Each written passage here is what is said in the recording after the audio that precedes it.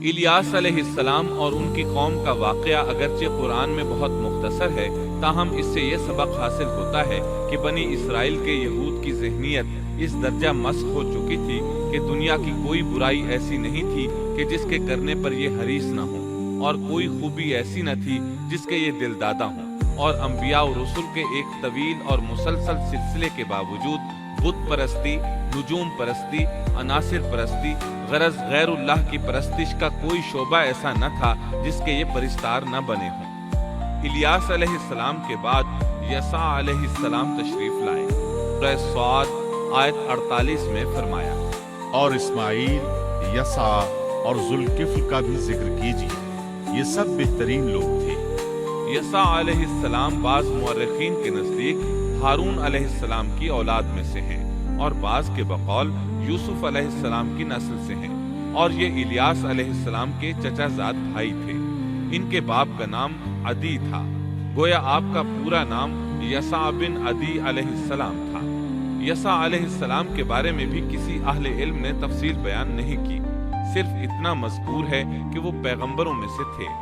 اللہ تعالیٰ نے ان کا قصہ ذکر نہیں فرمایا، نہ صحیح احادیث میں ان کے بارے میں کچھ ذکر آیا ہے، بس اسرائیلی روایات ملتی ہیں۔ یسع علیہ السلام الیاس علیہ السلام کے نائب اور خلیفہ تھے۔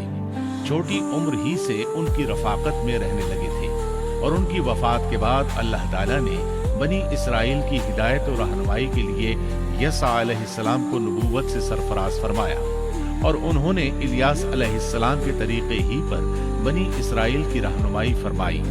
یہ معلوم نہیں ہو سکا کہ انہوں نے کتنی عمر مبارک پائی اور بنی اسرائیل میں کتنے عرصے تک حق تبلیغ ادا کیا۔ یسع علیہ السلام کی وفات کے بعد بنی اسرائیل بدحالی کا شکار ہو گئے، ان پر جابر حکمران مسلط ہو گئے۔ انہوں نے دین کو دنیا سے جدا کر دیا۔ ان حکمرانوں نے خوب ظلم کیا۔ بنی اسرائیل میں سے ہونے کے باوجود وہ بہت بڑے فاسق بن کر سامنے آئے۔ وہ لوگوں کو اپنا غلام بنا کر رکھتے۔ دوسری طرف بنی اسرائیل کئی معرکوں میں شکست سے دوچار ہوئے۔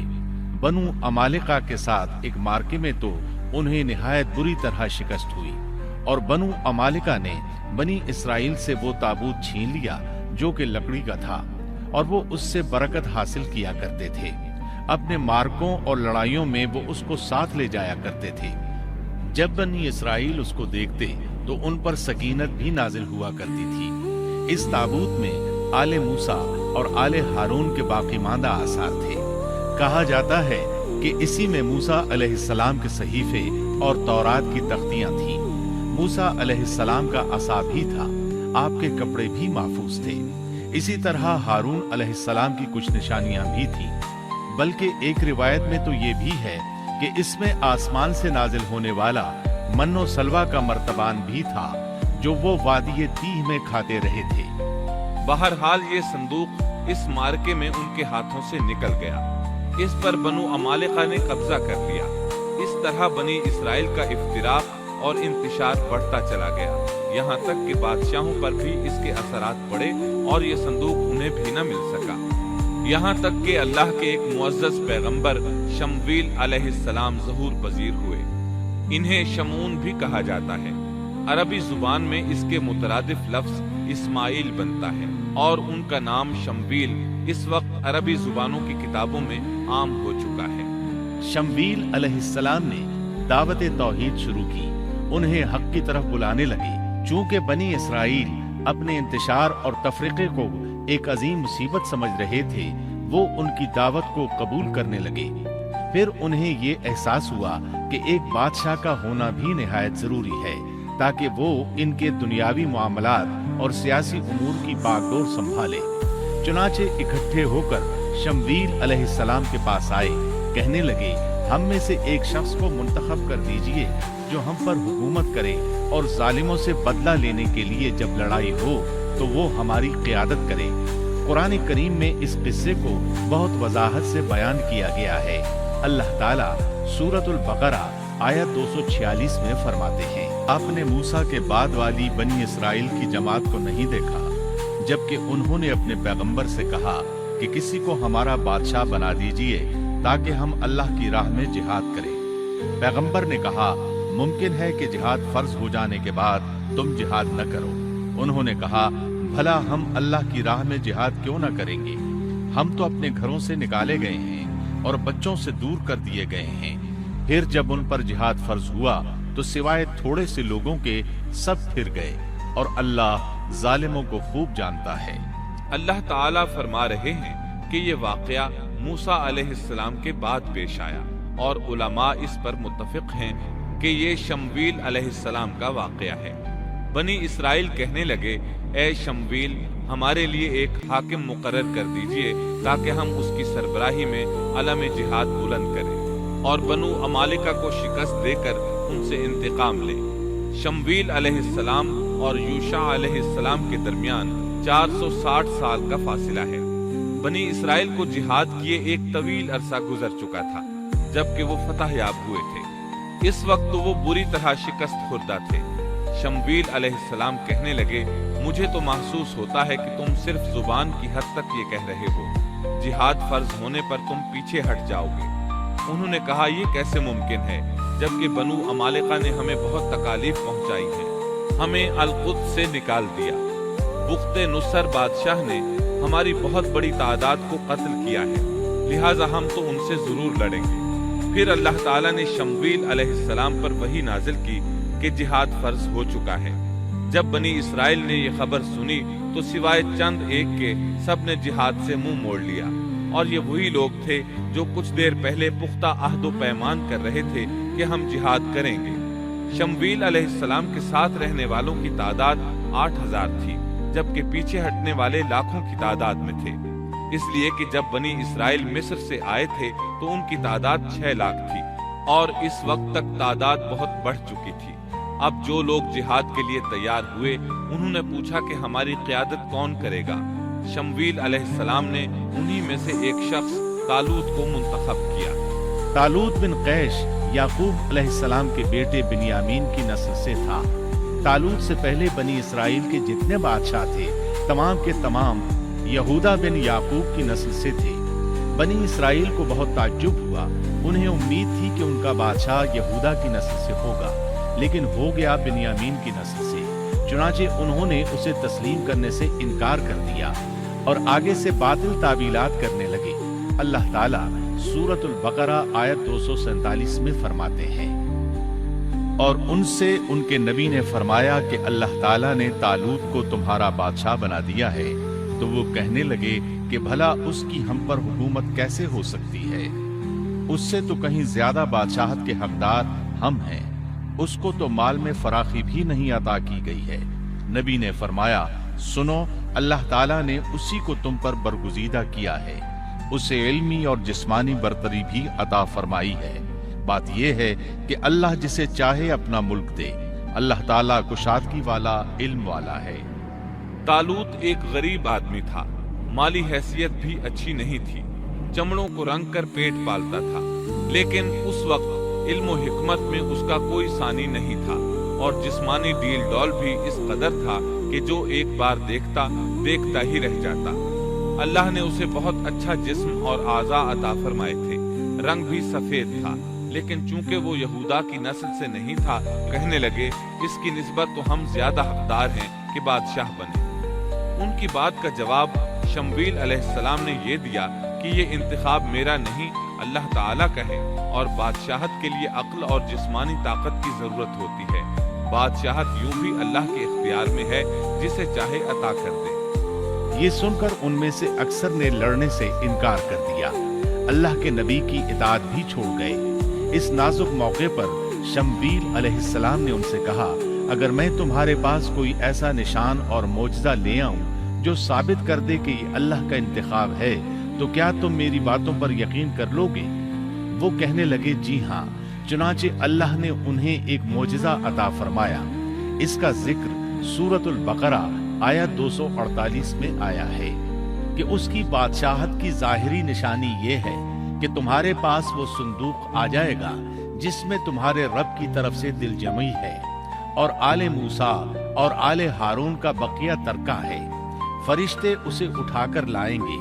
यकीनन ये तो तुम्हारे लिए खुली दलील है अगर तुम ईमानदार हो। اس آیت میں اللہ تعالیٰ نے شمویل علیہ السلام کی نبوت اور طالوت کی بادشاہی ثابت کرنے کے لیے نازل ہونے والے معجزے اور علامات کا ذکر کیا ہے، یعنی وہ تابوت جسے بنو عمالقہ نے چھین لیا تھا وہ واپس آ جائے گا اور فرشتے اسے اٹھا کر لائیں گے۔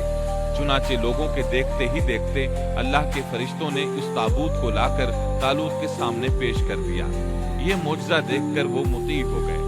اب طالوت ان لشکروں کو لے کر دشمن کی طرف بڑھے۔ اللہ تعالیٰ سورۃ البقرہ آیت 249 میں فرماتے ہیں، جب طالوت لشکروں کو لے کر نکلے تو کہا، سنو، اللہ تمہیں ایک نہر سے آزمانے والا ہے، جس نے اس میں سے پانی پی لیا وہ میرا نہیں، اور جو اسے نہ چکھے گا وہ میرا ہے۔ ہاں یہ اور بات ہے کہ اپنے ہاتھ سے ایک چلو بھر لے، لیکن سوائے چند کے باقی سب نے پانی پی لیا۔ جب طالوت نے سفر شروع کیا تو راستے میں ایک نہر آ گئی۔ ادھر لشکر پیاسا تھا۔ اللہ تعالیٰ نے اس کے ذریعے مخلص لوگوں کو الگ کرنے کے لیے ایک امتحان لیا۔ یہ نہر اردن تھی۔ فلسطین اور اردن کے درمیان رواں دواں تھی بھی وہ دونوں کے قبضے میں۔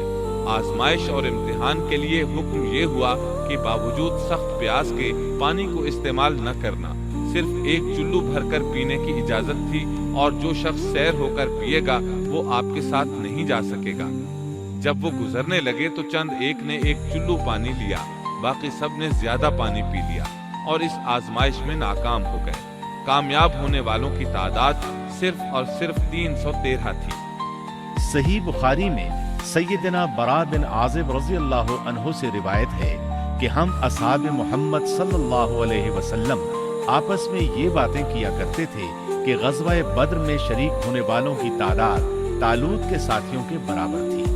اللہ تعالیٰ سورۃ البقرہ آیت 249 میں فرماتے ہیں، طالوت مومنوں کے ساتھ جب نہر سے گزر گئے تو وہ لوگ کہنے لگے، آج تو ہم میں طاقت نہیں کہ جالوت اور اس کے لشکروں سے لڑیں۔ لیکن اللہ سے ملاقات پر یقین رکھنے والوں نے کہا، بسا اوقات تھوڑی سی جماعتیں بڑی اور بہت سی جماعتوں پر اللہ کے حکم سے غلبہ پا لیتی ہیں، اور اللہ تعالیٰ صبر کرنے والوں کے ساتھ ہے۔ جالوت کا لشکر بہت بڑا تھا، جبکہ طالوت کے ساتھ صرف 313 آدمی تھے۔ یہ صورتحال دیکھ کر بنی اسرائیل گھبرا گئے، بولے ہم تو تعداد میں بہت تھوڑے اور نہایت کمزور ہیں، کس طرح ان سے جہاد کر سکتے ہیں؟ لیکن ان میں سے کچھ لوگ نہایت پارسا اور اللہ پر یقین رکھنے والے تھے۔ یہ اور شمویل علیہ السلام دوسروں کا حوصلہ بڑھانے لگے۔ آخر وہ لڑائی پر تیار ہو گئے، مقابلہ ہوا۔ اور جب ان کا جالوت سے اور اس کے لشکر سے مقابلہ ہوا تو انہوں نے دعا مانگی کہ اے پروردگار، ہمیں صبر دے، ثابت قدمی دے اور کفار کے مقابلے میں ہماری مدد فرما۔ مقابلہ شروع ہوا۔ جالوت اپنے لشکر سے نکلا اور مقابلے کے لیے للکارا۔ یہ بہت طاقتور تھا، اس کا پورا بدن اسلحے سے لیس تھا۔ مسلمان اسے دیکھ کر ڈر گئے۔ طالوت نے اپنے ساتھیوں سے کہا، کون اس کے مقابلے میں نکلے گا؟ سب خاموش رہے۔ اس کے لشکر سے ایک نوجوان نکلا، یہ داؤد علیہ السلام تھے۔ اس وقت یہ صرف 16 سال کے تھے۔ یہ رسی میں پتھر باندھ کر اس کو گھما کر پھینکنے کے ماہر تھے۔ نشانہ زبردست تھا، پتھر بہت تیزی سے جاتا تھا، اس کی ضرب بہت شدید ہوتی تھی۔ جالوت نے انہیں دیکھ کر مذاق اڑایا۔ اس نے کہا، نوجوان تم ابھی بچے ہو، واپس جاؤ، میرے مقابلے میں کسی بڑے کو بھیجو۔ داؤد علیہ السلام نے اپنی رسی کو گھمایا، اس میں بندھے ہوئے 3 پتھر خاص انداز سے پھینک دیے۔ تینوں گولی کی رفتار سے آئے اور اس کے ماتھے پر لگے۔ جالوت کا سر پاش ہو گیا اور وہ مر گیا۔ اس کے مرتے ہی جالوت کے لشکر میں خوف ہراس پھیل گیا۔ طالوت نے اپنے 313 مجاہدوں کے ساتھ ان پر حملہ کر دیا۔ ان میں کھلبلی مچ گئی، سنبھل نہ سکے، پیٹھ پھیر کر بھاگے۔ پس اللہ تعالیٰ کے حکم سے انہوں نے جالوتیوں کو شکست دے دی اور داؤد کے ہاتھوں جالوت قتل ہو گیا۔ یوں اللہ تعالیٰ نے بنی اسرائیل کو دوبارہ غلبہ عطا فرمایا۔ فتح کے بعد طالوت نے داؤد علیہ السلام کو اپنا داماد بنا لیا۔ اس طرح داؤد علیہ السلام طالوت کے بعد بادشاہ بنے۔ اللہ تعالیٰ سورۃ البقرہ آیت 251 میں فرماتے ہیں، اور اللہ تعالیٰ نے اسے بادشاہت اور حکمت عطا فرمائی اور جتنا کچھ چاہا علم بھی عطا فرمایا۔ اس طرح اللہ تعالیٰ نے داؤد علیہ السلام کو بنی اسرائیل کا بادشاہ بنا دیا۔ بادشاہت اور نبوت ان کے پاس جمع ہو گئی، اور ایسا طویل عرصے کے بعد ہوا تھا۔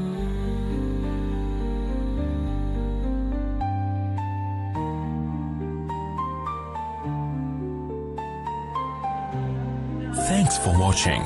Don't forget to like, comment, share and subscribe to